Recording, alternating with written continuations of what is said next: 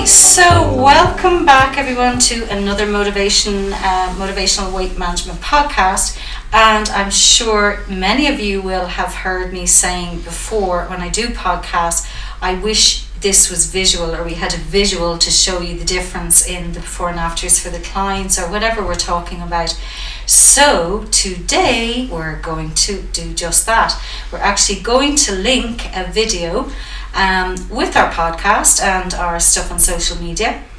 And today's podcast is titled, Fat Loss versus Weight Loss. Because I'm always saying in the clinic here, please do not focus on just the scale, because it's weighing all of you, water, muscle and fat. And sometimes you could have lost weight, but it could be fluid is up or muscle is up. So I'm absolutely delighted and so grateful to be joined by Elaine, one of our clients today. Welcome, Elaine. Thank you. Thank you so much for coming in. And Elaine has lost 3 stone 4 pounds. Is that about right? Certainly when I saw you last. And I asked Elaine to come in and do a podcast because it just so happened her lovely consultant Elaine was outside my door, and she was putting our fat replicas on you, literally going, you've lost that plus, and you were going, yeah, great. And then she goes, no, hang on, I'm not done yet, there's another one, and hang on, there's another one. And I just thought the visual impact was amazing and motivating.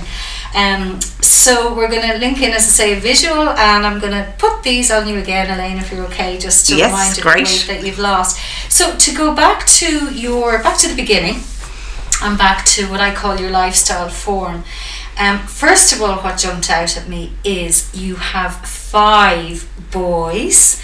And I'm thinking, wow, for those of you listening who are making excuses going, I don't have the time, this is proof that make the time. 5 boys, what ages are they? 5 boys, 30, 26, 23, 21 and 13. Wow.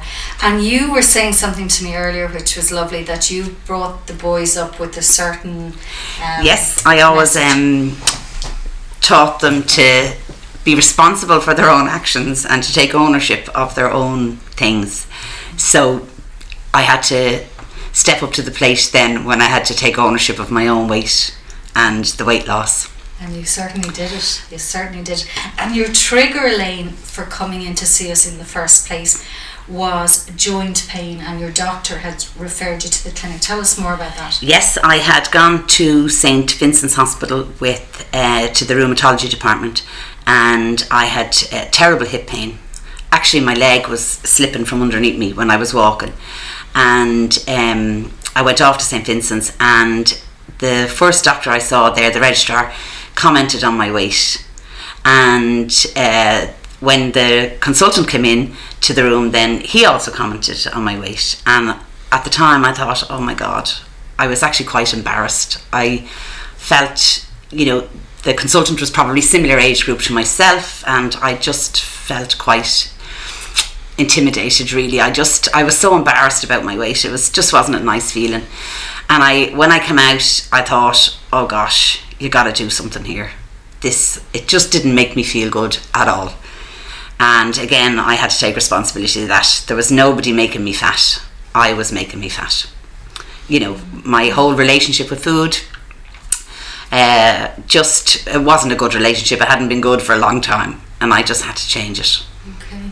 And we always talk about the difference with motivation. What we do is it's much more than just a diet, because clinical studies proved that dieting alone doesn't work. The scale isn't going to help you keep weight off. So we look at the triggers and why. And you felt when you started off, the trigger for your eating was emotional eating. And I have your mental rate report here actually from the first time, and it really was a strong trigger, wasn't it? Because we always look at the reds. We can see again, we'll do a visual, guys, sometime to show you this, but for those of you who aren't attending clinics, the reds are the danger zones, pink is blue, or pink is normal, blue is excellent. But for sure that emotion was really, really strong. So tell me a little bit more about that. I ate for every emotion, whether I was happy, whether I was feeling a bit down, whether I was excited. If I felt I did something good, I rewarded myself with food. If I didn't do it so good, I'll just eat it anyway. Or sure, I've only had one, sure, another one.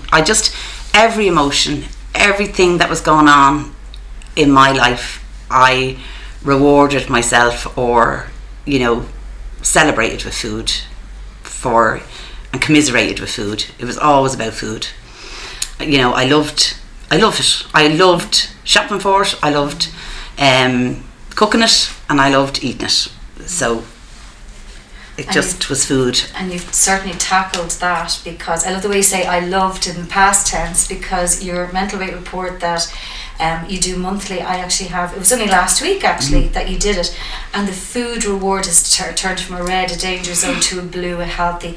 Massive improvement in it, which, so well done you tackling that, because the food emotion, I should say, it goes back, and I've said it before, such a long way, because when we're feeling negative as babies, every time we cry we got something in the mouth, so it's there that long. So well done you. That's a huge thing, and this is the only way we can guarantee that you're going to keep it off, because you're changing not just the diet, it's your attitude. And I love the way you said that was in the past. So absolutely fantastic. The other thing, from a medical history point of view, you were also suffering with high blood pressure and high cholesterol, is that right? Yeah. I take tablets, just a small amount of MIGs for cholesterol and blood pressure, and I was able to come off the cholesterol tablet. Whoa, so within the first couple of months I was able to come off that. Yay, so that was a big milestone. You know. So and then hip, you were saying to me about the hip. The hip is amazing, and I don't have that much bother with it at all now. I am able to walk, whereas before I would have went for a walk, but if I went out for dinner with my husband and then we had to walk up the road home, I would nearly break out in a cold sweat. Really, that bad? It was that bad. I wouldn't want to walk home. If I walked down the town where I live, I'd get someone to collect me, or it's only a 10-minute walk, but I'd get someone to collect me, or I'd get the bus up the road. It was that bad? I just didn't feel I could do it. I just didn't feel I could get myself back up that road. It was up a steady little incline, and I just couldn't do it. And now I walk everywhere. I walk everywhere, and it's nothing. Like if I go off and I walk for 8 or 9k. I did about 9.5k last night with a friend of mine, and it doesn't take anything out of me now. I love it. Wow, that's amazing. So when you think about the fat replicas, again, we'll have a visual for our listeners. Noeline put on you, and I'm going to do it today. We have one which is 1.5 stone, and then we're going to put on a second 1.5 stone, and then I remember, as I say, Noeline coming back going, you've lost more than that, we're not done yet.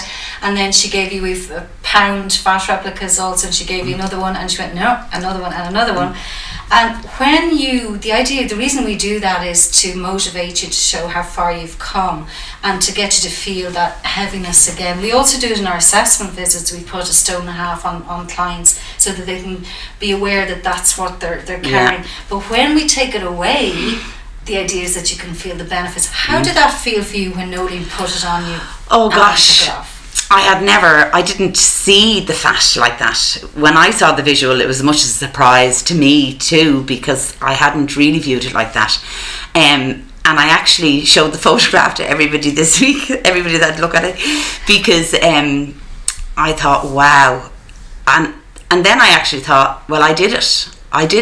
I'm actually getting a bit emotional thinking about that. That's okay, yeah. That's why we have tissues here. It's always good to cry, yeah. But I did do it. Start me up. Oh, I'm so sorry. Can you cut that? Do you know what? This is exactly what happens. And we've said before, this is what we love. Look at you, have me going now. I'm so sorry. No, this is good. I love this because this is what makes our job so special. Yeah. You see the emotion? Yeah. And the but I did do it, and I felt that last week. I did do it. Yeah. Oh, this is where I wish I could hug you. This is where I couldn't hug you. But look at you did. I'm so proud of you. Yeah. I know you should be proud of yourself. You know. And that, if we're going to, the other thing I would say is, I noticed on your mental weight, or not on your mental weight report, on your lifestyle form coming in, and I'd love you to give your advice to our listeners, and particularly anyone who's, not just existing clients, anyone who has friends or family or knows of someone who's putting it off and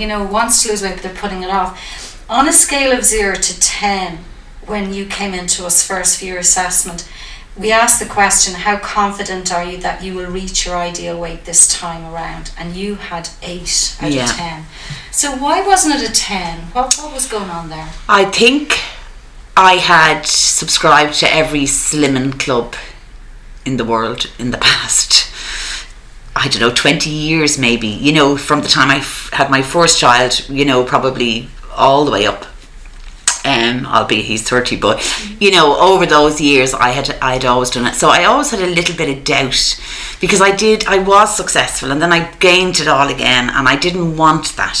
So I was a little bit fearful that I might do it. And what had made me come to motivation was because I did a bit of research online, and I wanted somebody to help me with the relationship that I had with food, with, you know, to try and help me to understand, you know, why am I eating? Why do I just keep putting it into my mouth? Why don't I think before I eat? You know, and then why do I feel so guilty when I do it? It was just a battle between my head all of the time. So I think there was a little bit of fear. I think there was a fear factor that I might get it all off and then I wouldn't be able to keep it off.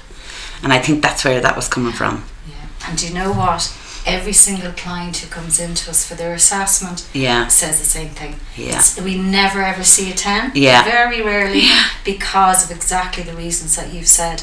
So listeners, I have to say, you know, thank you, Elaine. You are such an inspiration.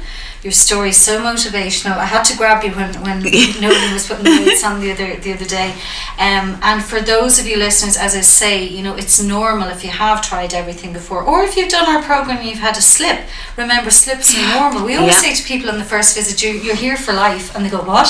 And I go, yeah. Because if weight is an issue, the same way I go to the dentist for your teeth, come in to us and come for your checkups, not just the weight, but for you on maintenance also, Elaine, you'll be making sure none of these reds reappear, because they're lifelong habits when you think about it. So it's keeping that healthy mindset, you know, and as you said, and I love the way you explained it, why. So we're not just about what you eat, it's why you're eating in the first place. So thank you so much. You're so welcome. And we're going to go out and do a visual now, shoot a little video, and we'll be able to, listeners, as I say, to link it in. And thank you for listening, and thank you again, Elaine. Thanks for having me, Ash.